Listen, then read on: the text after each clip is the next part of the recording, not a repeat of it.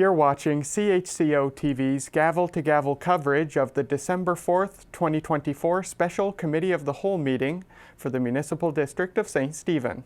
I'm Florence Mitchell. In today's meeting, committee will discuss the 2025 municipal budget, specifically the general operating budget. So let's join committee in the Moosehead Room at the Garceland Civic Center in St. Stephen.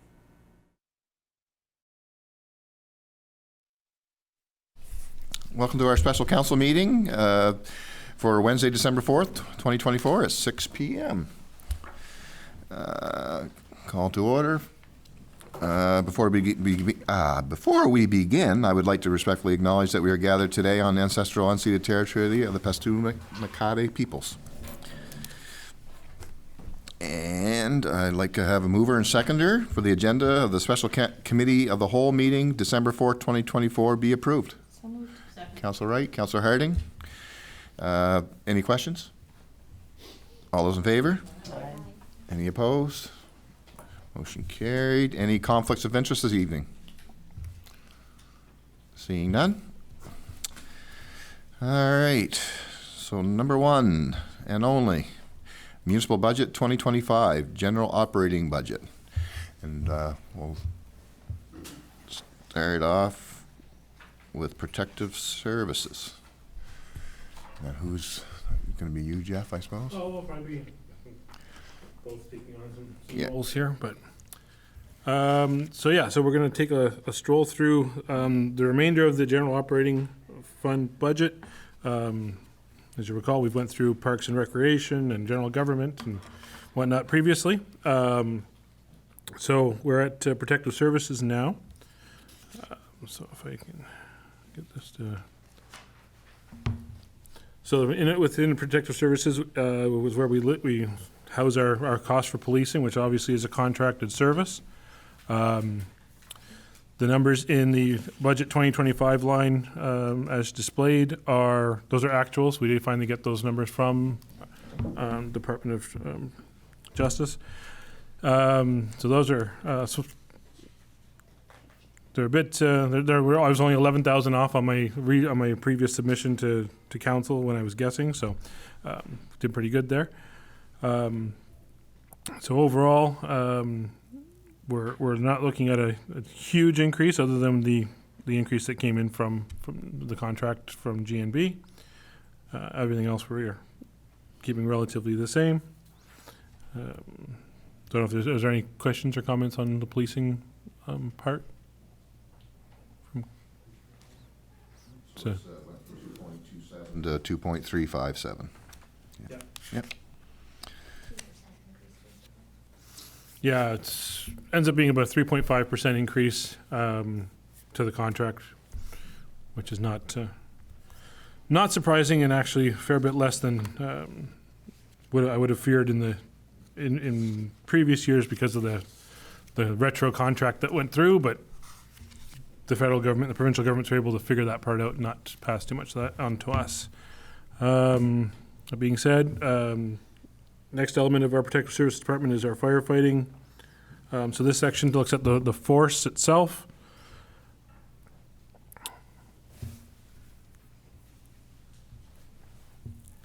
So in here we have realistically, again, only change is related to the salary, wages, benefits. Which mainly contains the unionized changes. I don't know if you had anything you wanted to speak to on that, Chief, or on this section. Feel free to interrupt anytime you want. Yeah, no, you'll notice the clothing went up in 2024 and then back down in 2025. That was, I mean, it's not a big ticket item, but that was to do with branding and whatnot with the amalgamation. We really didn't do much in that regard because we ended up staying with St. Stephen.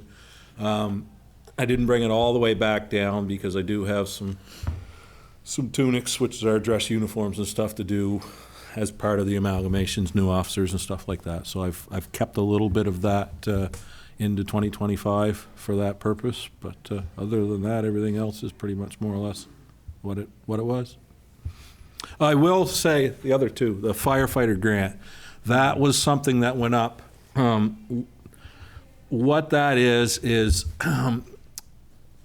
a grant that comes from the town to the volunteer firefighters for whatever we choose to do with it. What we do with it is we pay for our VFIS insurance. And it comes in as a grant to us. We choose to put it on that. That makes it a non-taxable benefit for us. So that's kind of how that works. It went up to $15,000 because of the amalgamation. And now we're all on one policy. So that is actually going to come in cheaper than the 50. It's going to be more like the 10,000. And I just found that out here this week. So we could actually drop that down a little bit if you need a few $1,000. Yeah. If you've got an actual number, we'll Yep. fix it. Yep. So we can drop that one down by about $5,000.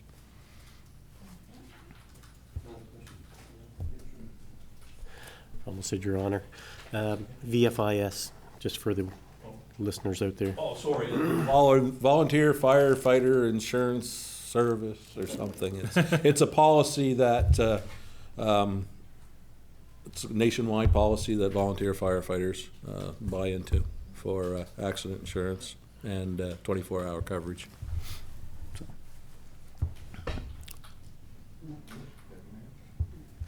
I know you've told us this before, but I'm going to ask again. I forgot. When you have the fundraising, where does that go, did you say? The firefighters have accounts that we put it in, and sometimes we buy pieces of equipment. In the past, we've bought extrication tools, gear washers. We've bought fire trucks. The rescue truck that we've got actually was paid for out of volunteer dollars. The last few years, we've actually been hoarding our money. We haven't made any big purchases in a couple of years.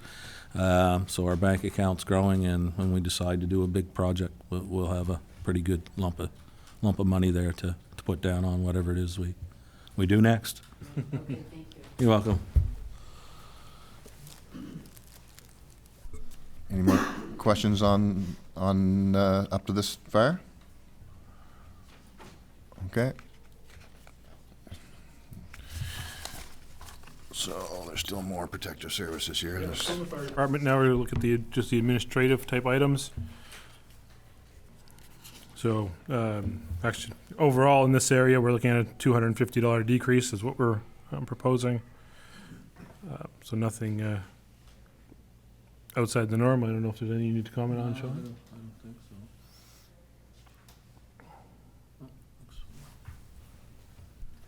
so. Pretty boring, straightforward stuff on the administration side. The fire alarm system. So about $2,000 change, mainly in the phone systems, which we've talked about before. Our phone systems are a nemesis that we've been working on. But at this point in time, based on the trending that we were seeing inside the, we see it is actually less than the 2023 actual. So we are making progress on cutting down those costs, and we can continue working on that. I know we're still deciphering some of the things that our friends at Bell send us over, but other than that, it's another status quo type section of the budget.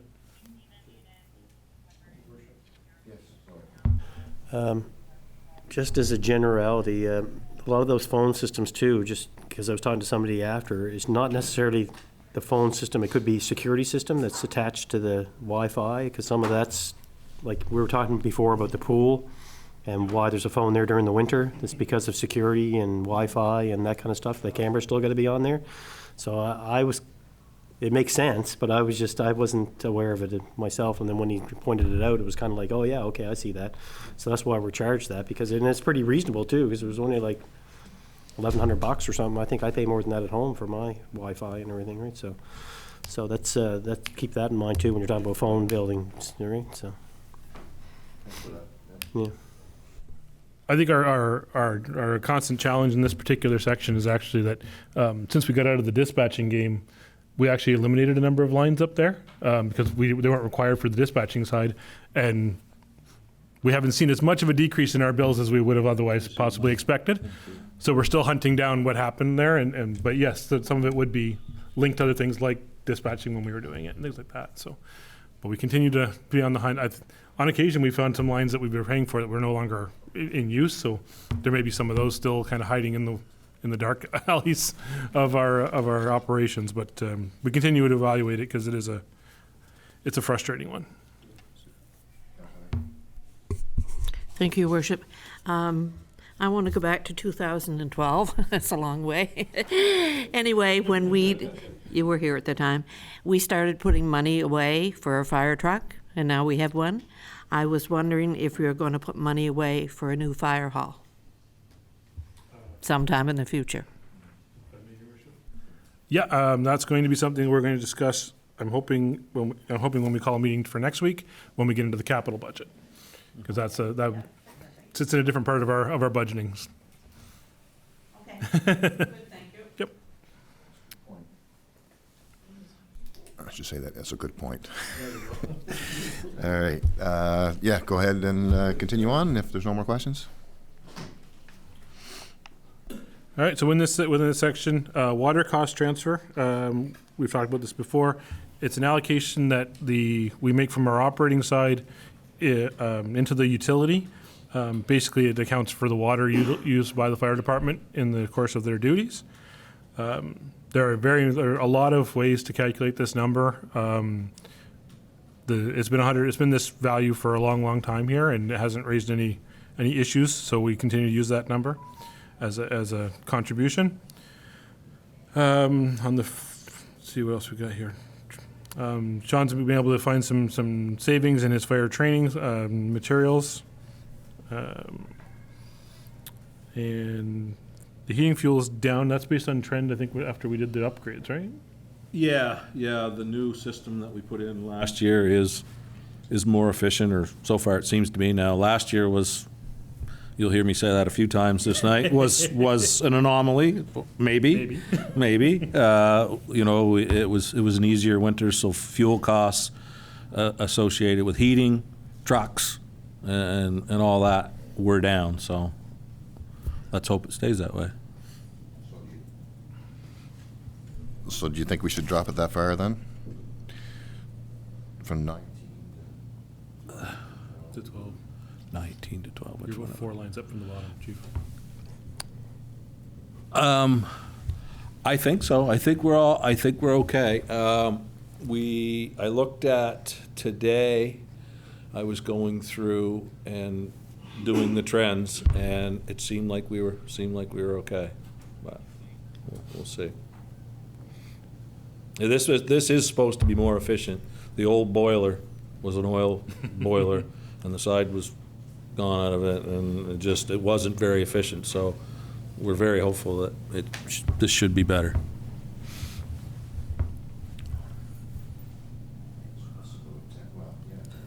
Less. And you'll note, though, if you look in 2023, we didn't actually use 19,000. We only used 13,000. So 19 seemed to be high anyways.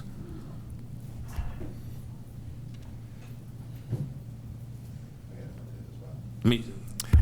Okay, thank you. So firefighting equipment.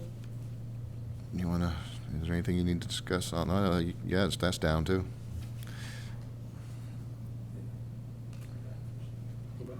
Okay, hold on. I should follow your screen up there. Okay. I thought he was talking about something on that side. I'll have your permission, Chief. Yeah, 24. Okay. Yes, so equipment. We went up in 2024 because we merged 2 stations. So I took their budget and our budget and come up with a new number. We ended up not really using that much. We're going to be under this year in 2024. Equipment can be cyclical. I didn't need a lot of things in 2024. I hope we don't need a lot in 2025, but there's things that we do have to purchase. So I felt we were safe to bring that down a little bit.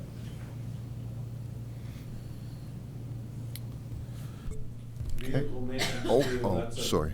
I just took you away. Yeah, vehicle maintenance, again, in 2023, vehicle maintenance, oh, that's equipment maintenance, okay.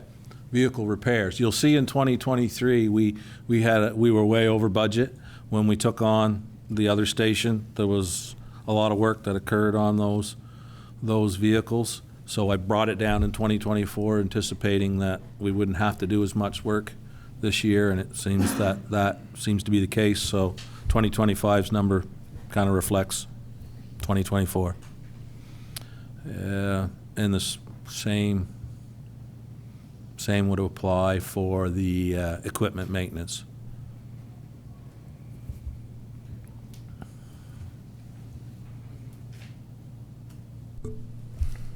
Okay. What do you got? I don't know if I'm following what you got on the big screen here, so I gotta. So you get- On the last two lines on this slide here, the regional fire dispatch, that's the service that we get out of St. John. That's under contract. Was pleasantly surprised when they confirmed that they were going to hold our rate for this year. It's based on the assessment base of the response area. It's not necessarily within our boundaries, but includes the rural areas. And when they did their calculations, they came up to the same number. And then, of course, the fire cost share for the rural, our contributions for areas that they cover for us, that is still remains an estimate. We are waiting for GNB, who's waiting for our 2023 audit to be completed to give us that number. But so right now, it's we're holding steady, but we'll know better once that paperwork all gets done. So overall, you're looking at about a $90,000 increase overall for the fire budget compared to 2024.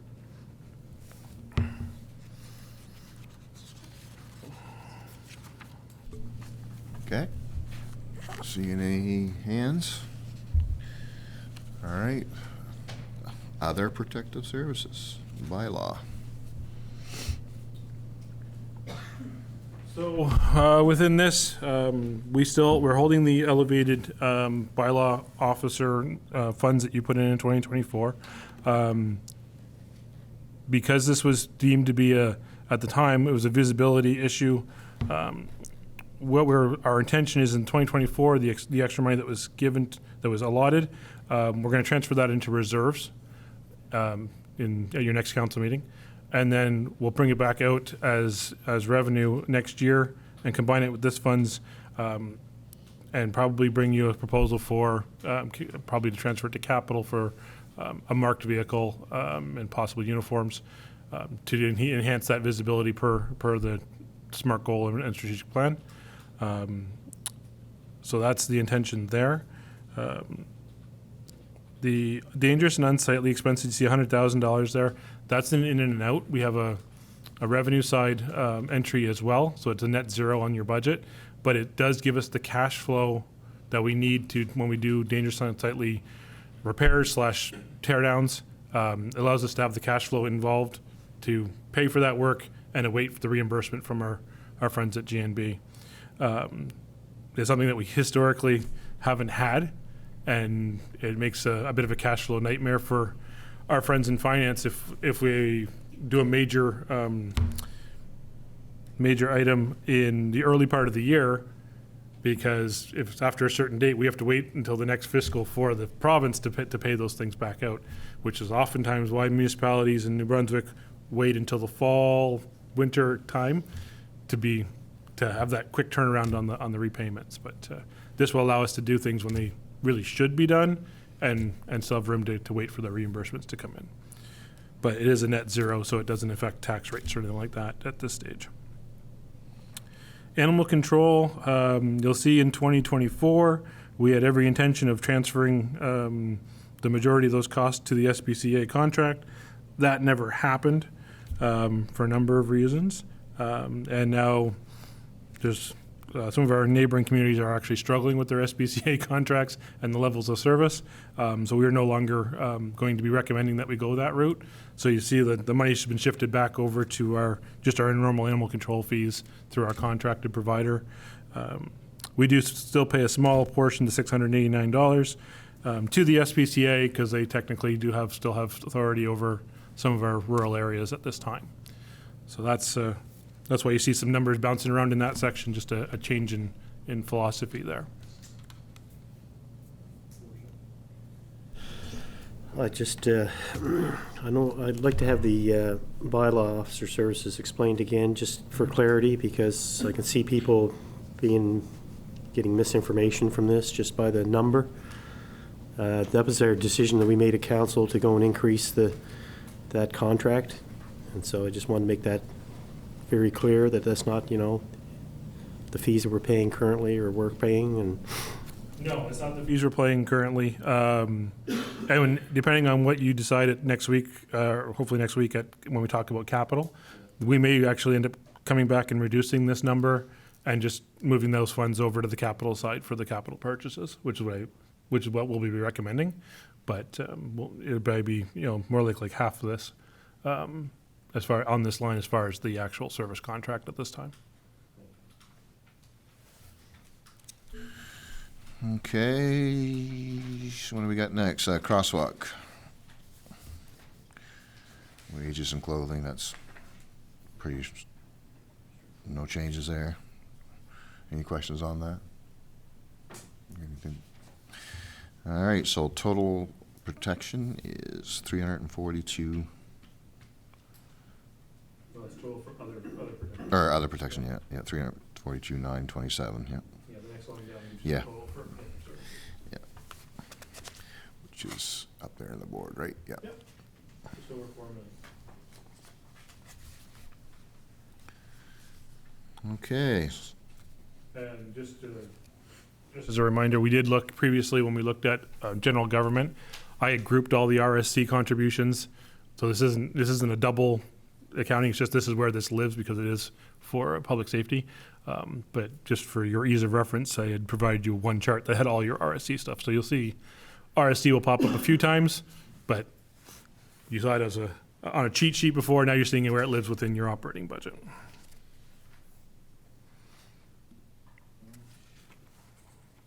All right. We all good to go on to transportation? All right. Oh, yeah, it was spelling mistake. My apologies. I was working hard trying to fix these over the last 2 days.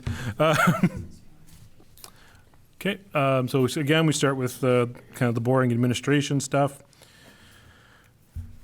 So salary, wages, and payroll, you'll see it actually has, we're projecting a decrease here as the Deputy CEO indicated. This is a trending analysis as well. Not as much overtime with snow clearing and things based on the weather changes. Overtime is a tricky thing to budget for at any time. So but we are looking at the trend analysis saying we probably will come in lower. We did look at our year-to-dates for 2024. If we have something similar in weather, we should be a little bit better off, which is a nice problem to have outside of the other issues of climate change. But that's the big change here. Is there anything you want to talk about? No? Okay. Any questions, comments, council?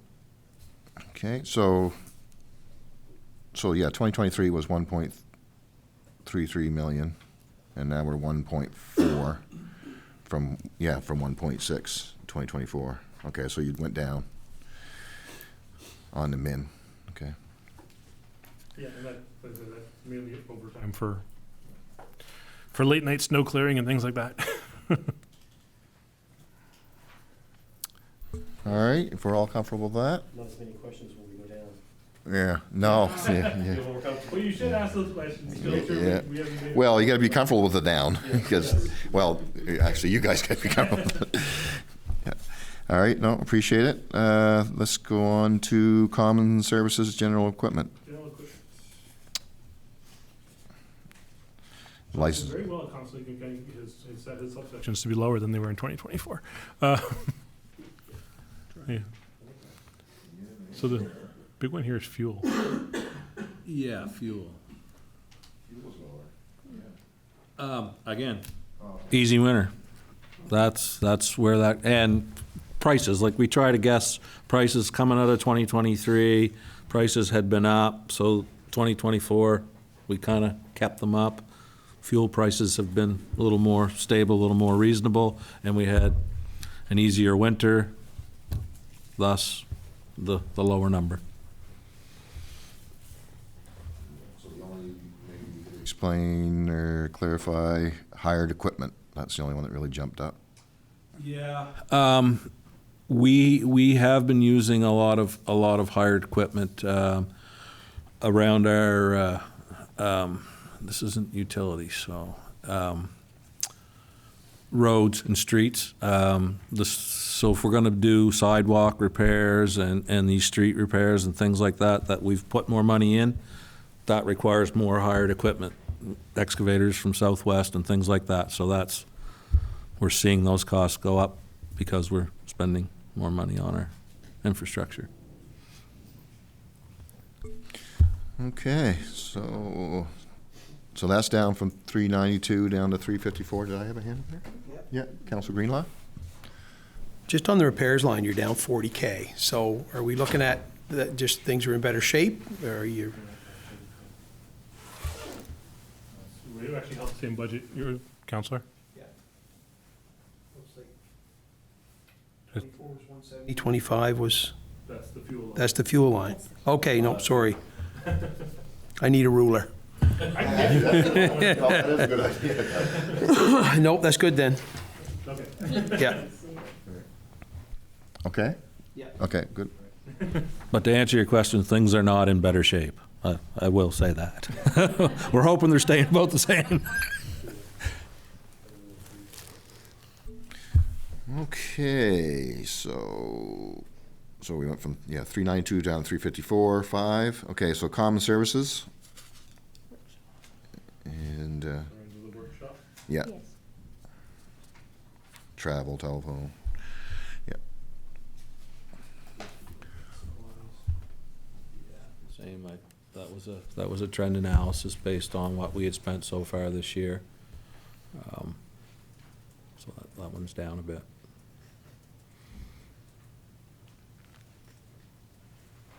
All right, let's move right along then. That went from 126 to, or 120 down to 110, 9, so 111. No questions? Okay, we'll go on to roads and streets.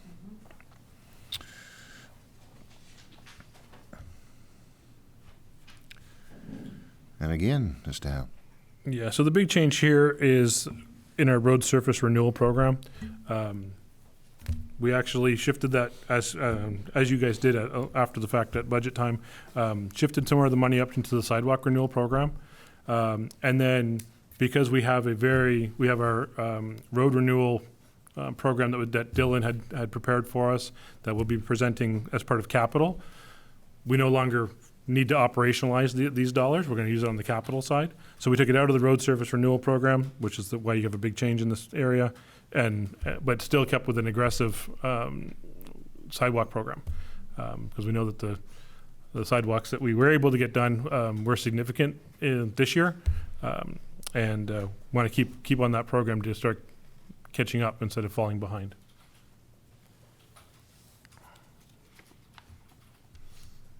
Councilor Wright? Thank you, Mayor. The sidewalk renewal at $100,000 for this year, how does that compare to length of sidewalks that are going to be able to be done as compared to what we did with the transfer this year? We spent about $150,000 this year, and we got 410 meters, I believe. So at 100,000, I would estimate that you would get like 275 meters, 280 meters. So not as much as we did last year, but still a pretty good chunk.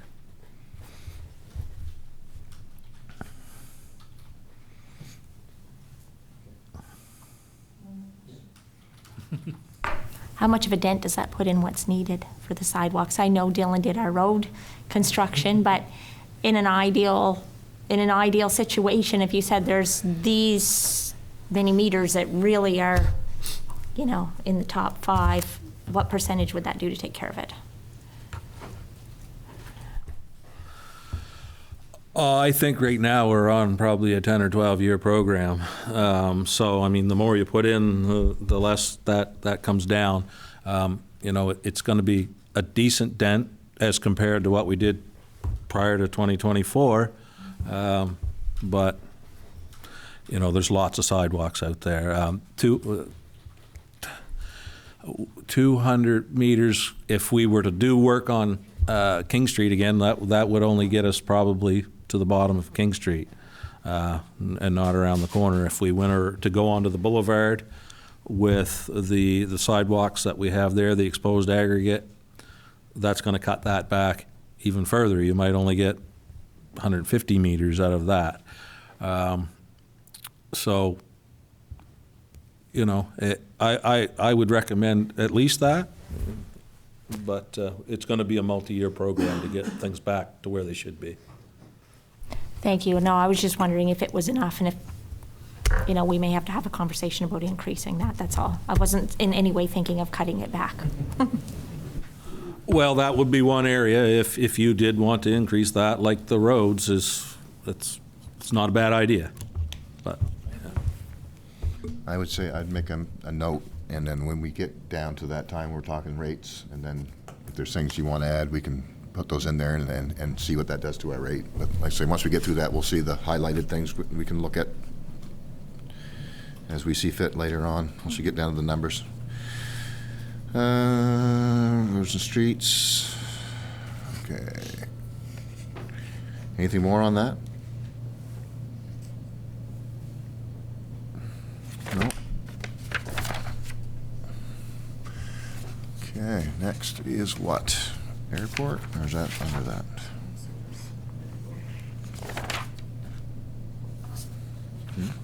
Yep.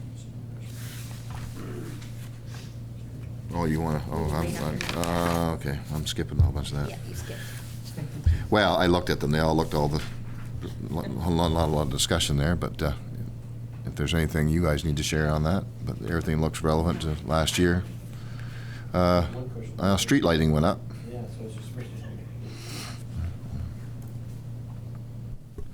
I think that's a reflection of what went on here in 2024. I'm pretty confident that we're going to be over budget in 2024 on the street lighting repairs. So, no, that's your decorative lights down along the waterfront and along the boulevard. So that's a reflection of actual costs for 2024. We had a number of them get broken this year.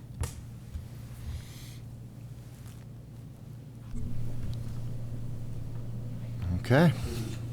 Go ahead. Maybe we should probably clarify that as street lighting repairs or something like that, or is that, but in here it just says street lighting, that's all, 160. Okay, now I need one of those rulers, like, because when I was looking at street lighting and then looking at electricity, yeah, okay. That's electricity. Yeah, electricity is one. Did we ever get a kickback from that, from that program when they put those LEDs and everything in here? There was supposed to be some kind of return to the municipalities at that time. And I don't know if I've ever seen it, or, you know, might have gotten on a line somewhere back 4, 5, 6 years ago, but I've never, because they were supposed to go and save us money, those LEDs, right? And they were supposed to bring back a certain percentage back to the municipalities, I thought. That was their whole intention, right? 5 years from the time. Yeah. 5 years from the time they did it. So, We have to look into that. yeah. But yeah, that should bring our energy costs down, that's for sure. Okay. Any more questions on street lighting, or any more comments? Yeah, I just want to touch on the traffic signals at the bottom of this slide, which actually is the traffic lights. We'll be discussing in more detail traffic signals during capital. We are in desperate need of upgrading those. Actually, this repairs line probably is assuming that we're going to do some upgrades in next year, because the ones we have, you'll notice they take a long time to get fixed when there is a problem, and we can't source parts for them anymore. They've become of that age. when you combine that with the fact that we know our friends at GNB are going to be doing some repaving of King Street, we should be strategizing that, at least in the area that they're planning on repaving, those intersections should be done in 2025, so that we're not going in 2027 and tearing up nice new pavement to put in to signal upgrades. For council's knowledge, the current estimates to do an intersection is about $400,000. So it's going to be it's a big capital item that we're going to have to look at as part of the capital plan. But this does presume that that our repairs won't continue to go up. The cost of our repairs won't continue to go up because we're looking at doing some upgrades. So just keep that in mind, and you won't have sticker shock when you see the capital plan showing that. But. Okay. All right. On to the next one. Airport. Is that on? The decrease for the airport really is around the license. Every so often we have to renew that, and it's about a $30,000 hit every time we have to do that. So we did it in 2024. Don't have to do it in 2025. This continues to be a very minimalistic budget for the airport. I think there's still conversations that council's going to have about the long-term vision and goals for the airport, future of the airport. But at this point in time, we're proposing to operate it in the same fashion that we historically have. And then there are items that you'll see later that will be deferred to capital considerations and things like that for that site. But at this point in time, that's the philosophy we're applying. And then at the bottom, you'll see public transportation. That's our that's the RSC contribution, which we know that from Hollis's presentation previously, that involves a capital purchase that may or may not go ahead depending on grants. And if it doesn't go ahead, they're going to rebate a good portion of this back to us. But it does cover our contribution to that proposed program through the RSC.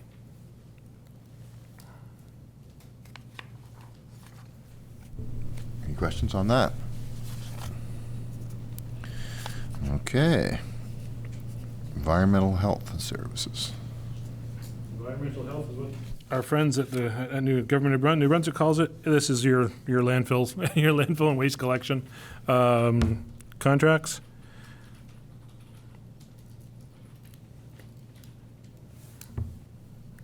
So we do have a bit of an increase for the regional landfill contract.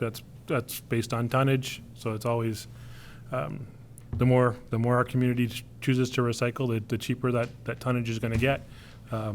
So hopefully we continue to see growth in our recycling programs. But otherwise, it's a fairly status quo budget.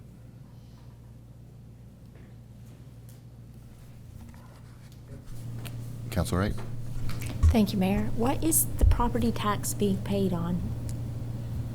Just because I'm curious. That would be for a former landfill in the municipality.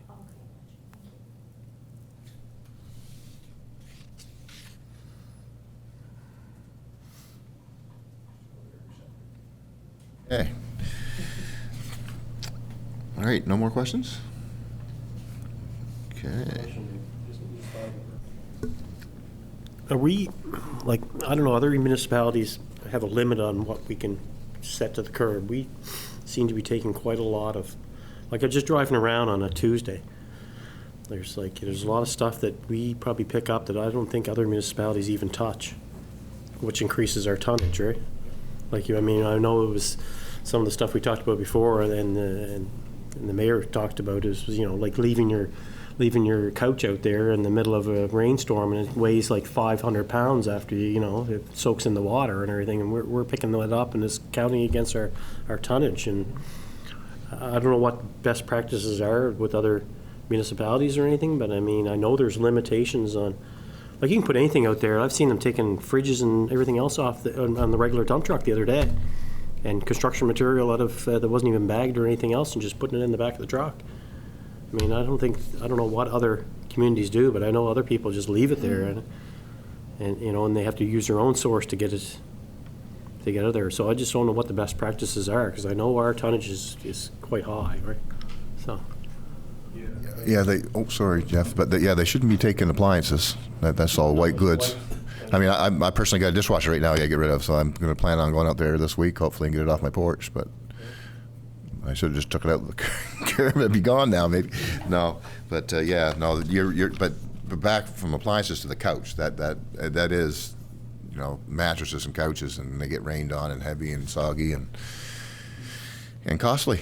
But they do take whatever they put out there. I know that. But maybe we gotta enforce I got some hands over here. Our contractor to have more clear scope of work for our contract. Councilor Wright.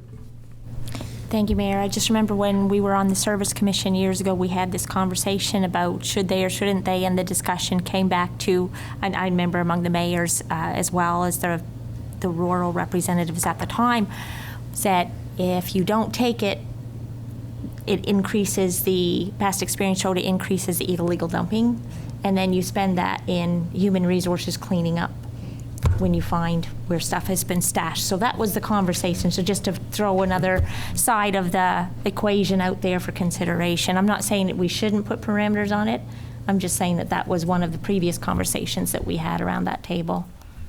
That the repercussions of not doing it. And I know that some of the smaller communities said they noticed a bigger difference not doing cleanup of the illegal sites when people could just put anything out and it got taken in the regular garbage. So there was that payoff. Just something to consider. Yes, okay. So are we gonna leave it at that for now? Yeah, sure. So on that, I think in my experience over the years, it's been, especially in rural areas, it does tend to lead to, you see a little bit more illegal dumping when you start restricting things.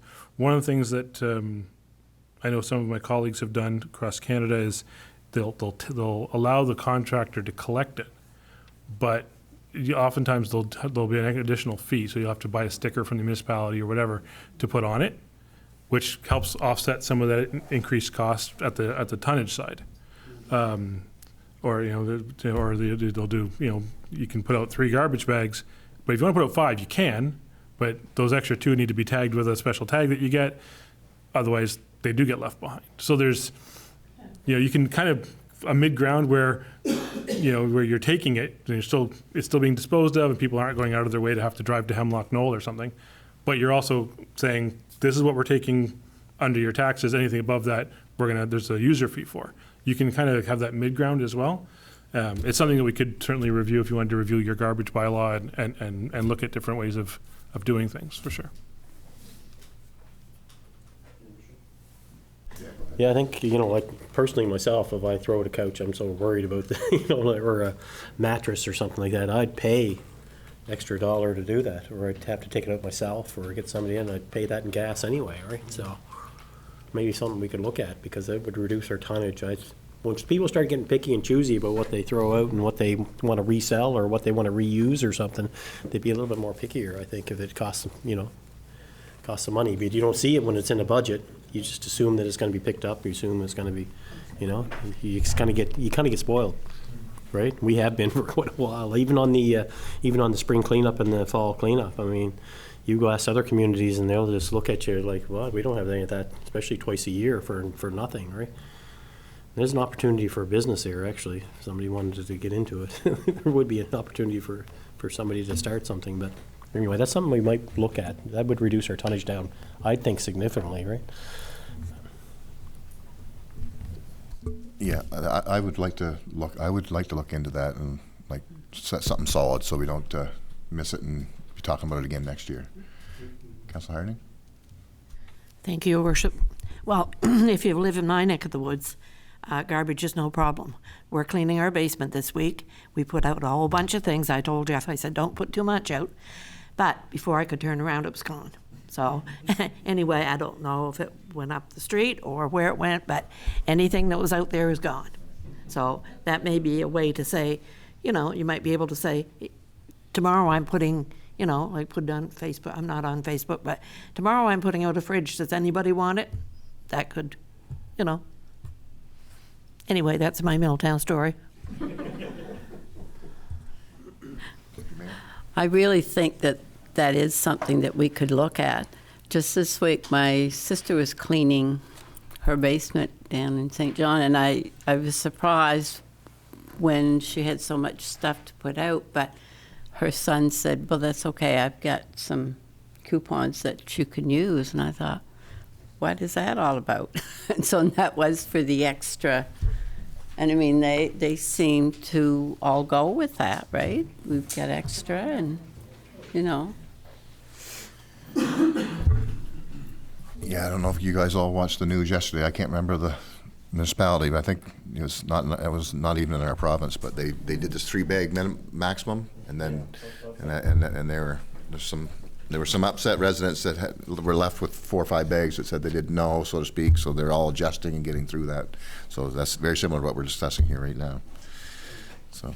And when you're thinking that, I mean, look, we pay, if you're going to get something delivered to St. Stephen, we pay Leon's or another company to go and bring it down here, and $400 to go and take to Grand Manan or to Deer Island, and $100 and some here, and we can. I don't mind paying $20 to get it to the landfill. So.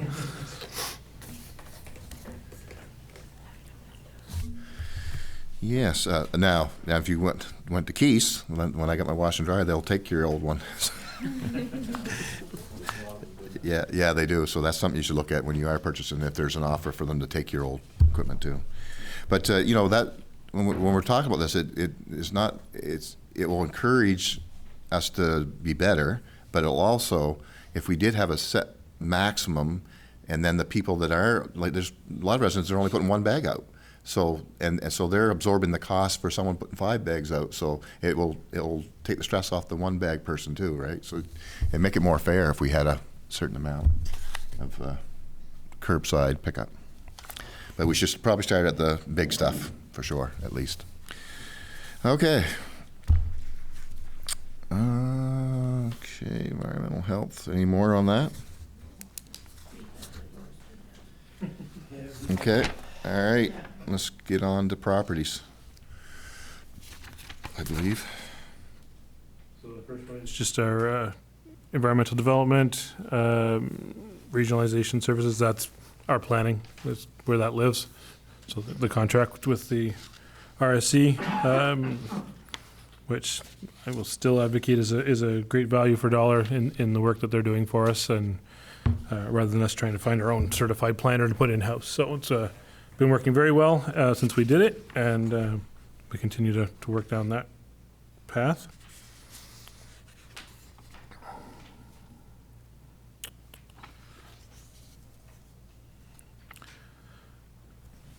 So here the things to really take note of is down in that kind of middle section.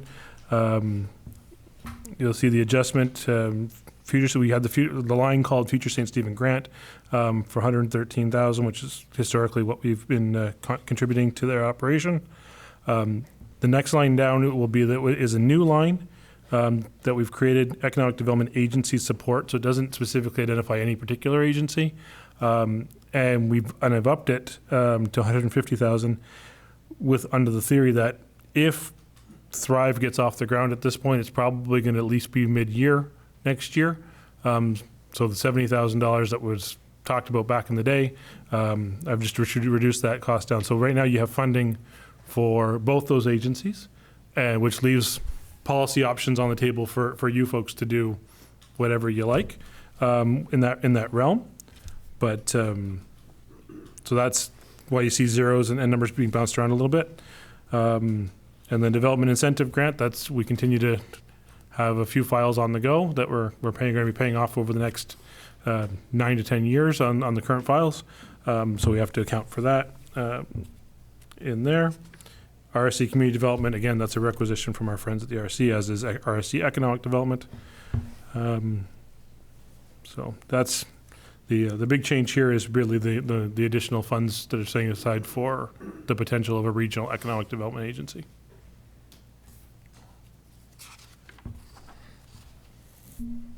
Can you explain publicly the incentive policy, not the whole policy, but how that works and how the grant goes to the taxpayer? Because there's been a little bit of Facebook drama on that just recently. And I just want to clarify how that we are honoring our incentive package to the taxpayers of the properties, and that's so to speak, and how that works. When all the development incentive grant agreements are conditioned. Every year is it's a conditional grant for many reasons, but one of the key ones is that you don't have to book the entire grant in year one if it was unconditional. So once a property has an agreement and has met their conditions, we start the year one grant. In most cases, we haven't had any concerns. Obviously, we have one where the grant was the property sold in the midst of all the grant being set up, so once the conditions were met, we paid the grant to the owner of the building at the time that did meet the conditions. Outside of that, I think the concerns out there are legal matters between a buyer and a seller, but there are discussions ongoing with representatives of those sides to make sure that everything was done in accordance with all the agreements in place. But yes, I'm aware of the statement that was put out. I disagree with the statement, but I just wanted to share, like, our incentive policy is good policy. It also protects the taxpayer. Like it when you go over the years, if they don't follow the improvements, then it starts decreasing, and it could decrease if they don't take care of the property and the assessment drops. So it protects the taxpayer, and it also helps the developer get through the growing pains of getting through the first 10 years. So yeah, okay, that's enough of that, I guess. RSC, community development. That's just a requisition, so there's no story there.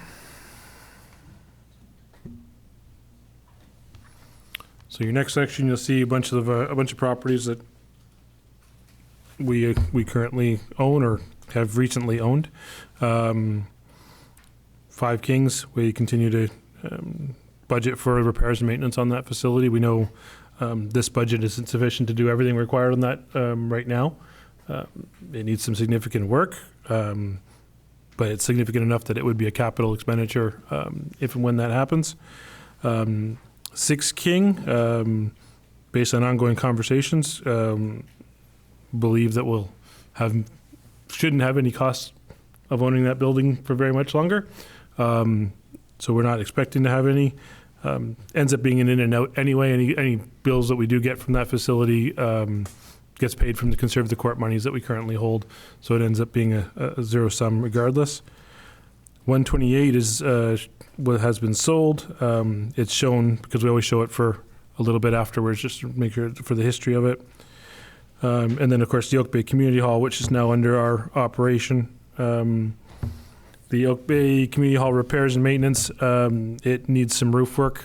So Mr. McShane has been out and inspected it, has the game plan for dealing with the upgrades and repairs that need to happen to keep that facility going. So we just need a little bit of money to get it done. And then we can bring it back down. The electricity is quite a jump.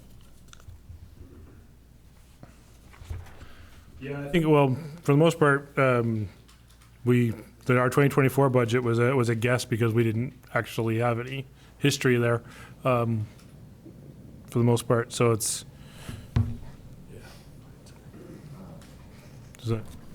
Is there heat pumps out there? Yes. I believe there are. Maybe I'm wrong. Maybe I'm wrong. Okay.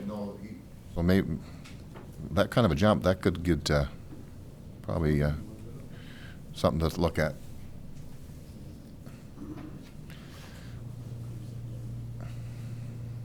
Yeah, we're open to anything out there to make it run better, for sure.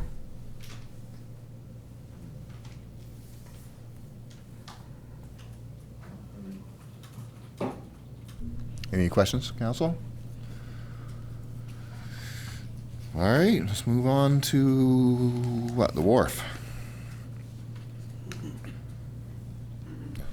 So the wharf maintenance, it's kind of a the majority of that money goes to actually putting in and taking out of the floating dock. And then we have a little bit of money there for if there's any damage that we need to repair, but the great majority is for the dock. The RSC tourism is another requisition from our friends at the RSC. So from what we internally control, not much change at all.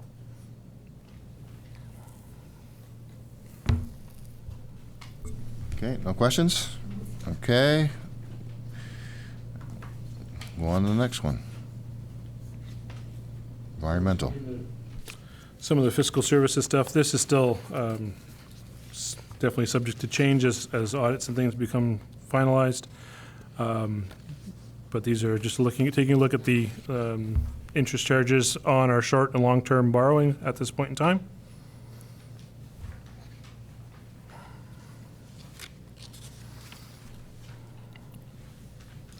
And then the next slide shows you the actual payment of the principal amounts on our borrowing.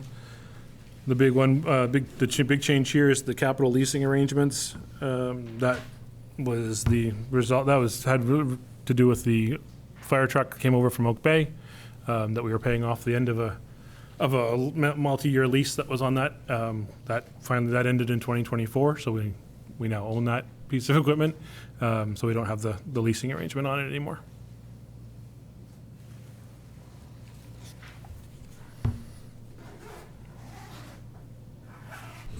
Okay, sorry, I took your mic away there. Jeff, if you're going to keep going, go ahead. I don't see any questions here. We're good. So the next one is the transfer section. So this is where we move money around between our different reserves and funds.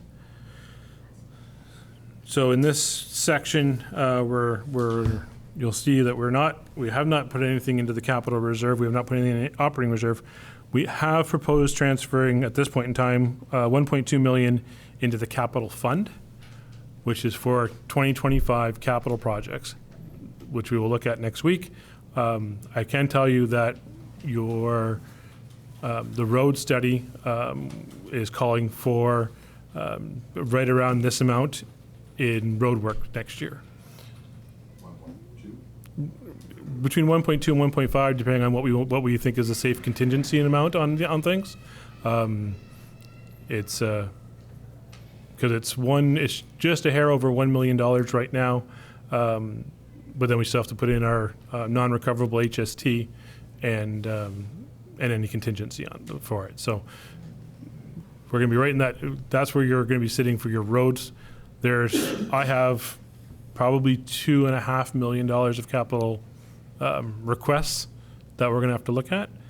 You may choose as a policy decision to do some by borrowing or there may be other ways that we'll get the funding together, but that's a conversation we'll have next week. But right now. Oh, sorry, Jeff. That's okay. How's our debt ratio right now? Do you know that right off the top of your head, or we'll get into that next week? Our debt ratio has always been we've been quite healthy. Actually, we historically haven't borrowed a lot of money. So as compared to many municipalities. So our debt ratio has historically been very, very good. But we'll get into the details of that next week for sure.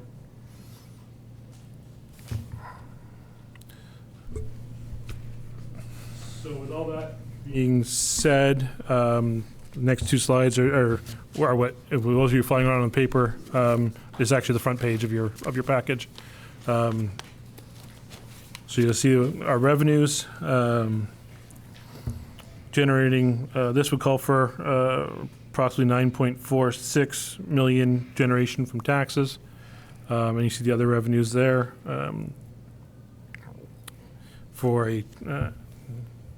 I apologize for the misnomer at the bottom. That should be total revenue and expenditure. So yeah, so we do have a balanced budget right now as what we're proposing for you, which is we're legally required to have. Based on initial numbers, the generation of 9.46 million in taxes at this point in time would be slightly less than what would be generated if you held your tax rate to what it was in 2024.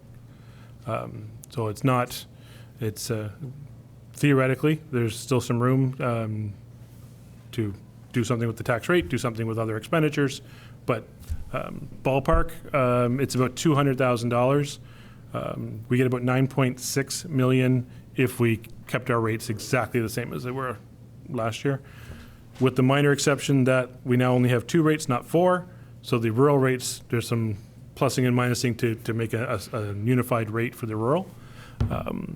But yeah, so that's where we sit as we speak today. That's the revenue lines. Here's the expenditure lines, which is all just summary of things we've gone through in the last few meetings.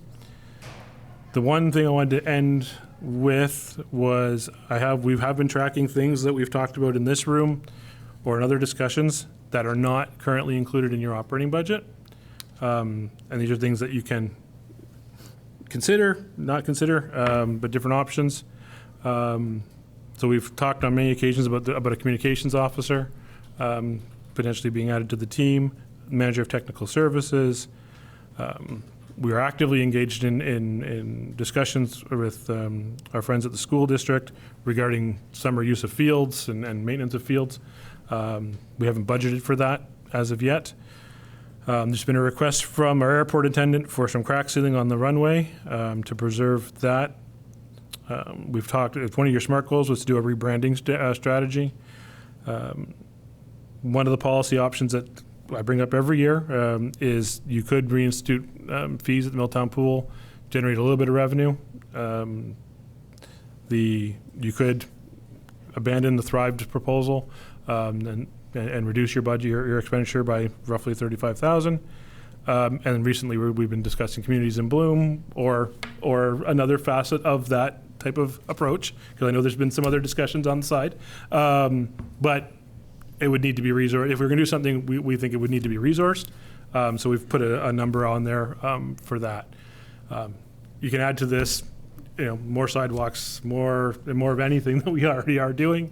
But these are, I wanted to make sure that you had these in your minds as we broke for the evening, because it's all going to factor into how we finish off this approach to especially on the capital side, and then how that affects our operating budget. So, I just got one question. Just one sec. So you said 9.6 would bring us balance to last year, to the same rate. Is that what you said? Yeah, if you had the exact same rates applied to our current tax base, it's slightly over 9.6 million in taxes that are generated. 466. Okay. All right. Councilor Wright? Thank you. I was just going to say there's some pages in here that we didn't go through after, and I just wondered if we hitting them next week. Is that the plan? Or they were including the Garcelon Civic Center, parks and playgrounds? We went through those last meeting. That was last week, so they were in here as a refresher. It's part of the whole package. You have a walkaway with the complete budget. We'll post this. I'll get Celeste to post this to as part of the agenda on the website. This is only finalized and produced late this afternoon. So wasn't missing something that we were supposed to discuss something in here again tonight. Thank you. One thing I will say is I'm hoping that we have enough of you here that we can agree to reconvene next week, same day, same time, to continue this process. We all know that we're late with our submission deadline, so we are pushing us the way we can to get these things sorted out. So, but yeah, it's we have to keep things moving and as best as we can. Oh, yes. No. Can you explain in a nutshell why we're late so the public understands? Not that I've seen us doing this right before Christmas before too, so that's not out of the norm, but just kind of explain why we're at where we're at. I mean, we're at where we're at. Confluence of a number of factors. The largest one continues to be the 2023 audit. Unless